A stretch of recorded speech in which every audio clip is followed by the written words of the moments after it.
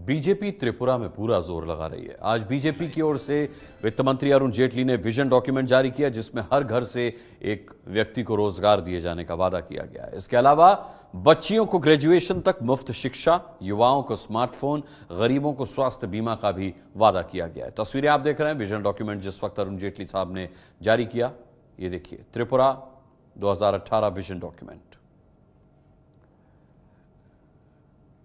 अगरतला में vision document जारी करने पहुंचे वित्त मंत्री अरुण जेटली ने एबीपी के राजनीतिक संपादक राज किशोर से एक्सक्लूसिव बातचीत की है। इस बातचीत में अरुण जेटली ने कहा है कि उन्हें भरोसा है कि त्रिपुरा में बीजेपी की जीत होगी, और बड़ी बात यह कही है उन्हें कि इस बात की संभावना नहीं लगती कि 2019 का चुनाव वक्त से पहले होगा।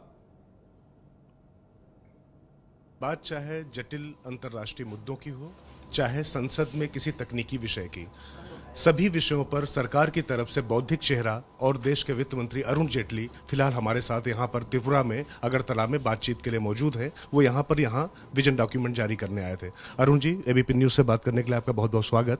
त्रिपुरा में लेफ्ट की इतनी पुरानी सरकार उखाड़ फेंकने के लिए जहां पर आपका खाता भी ना खुला हो, वहां पर सरकार बनाने की संभावनाएं आप देख रहे हैं, ज्यादा आशावादिता तो नहीं?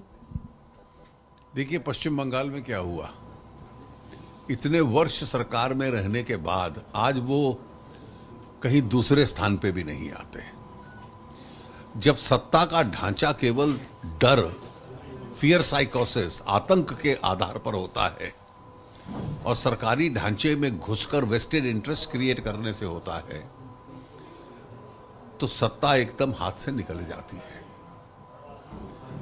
लेफ्ट की वो स्थिति है जो फासिस्ट रिजीम्स के बारे में कहा जाता था कि जब स्टेट पावर साथ में है तो हराना मुश्किल है, और जब स्टेट पावर हट जाए तो सड़क पर खेलते हुए बच्चों की तरह हो जाते हैं, वो उनकी ताकत समाप्त हो जाती है।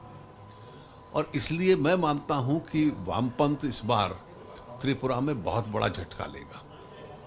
लेकिन क्या ऐसा देखा गया है त्रिपुरा में, खासतौर से वामपंथी जब सत्ता में होते हैं तो नक्सलवाद वहां पर अंकुश लगा रहता है, लेकिन जब वो सत्ता से बाहर होते तो वहां इंसर्जेंसी उपजती है, तो इसके लिए भी तैयारी है क्या? देखिए, निश्चित रूप से, और मैं मानता हूं कि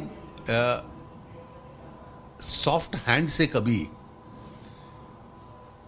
आतंक को कुचला नहीं जा सकता।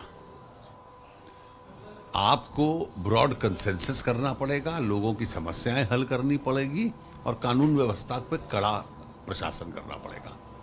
अरुण जी, बात चूंकि आतंकवाद की हो रही, फिलहाल जम्मू कश्मीर में आप देख रहे हैं कि जिस तरीके से पाकिस्तान प्रायोजित आतंकवाद सिर उठा रहा है और लगातार वहां पर बहुत सख्ती भी बढ़ती गई है भारत की तरफ से और भारतीय फौजों की तरफ से, लेकिन क्यों नहीं अंकुश? परिस्थिति में आतंकवादी अपना निशाना, अपना समय चुनते हैं।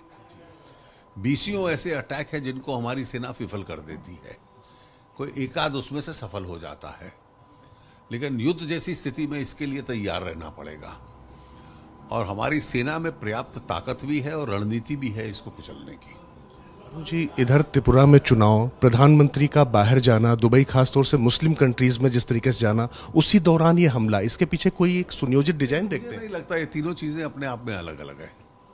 अच्छा अरुण जी, आखिरी सवाल, लगातार जल्द चुनाव की बात हो रही है, कांग्रेस अध्यक्ष तैयार है, पार्टी भी तैयारी हमेशा तैयार रहेंगे, लेकिन मुझे उसकी संभावना नहीं दिखती।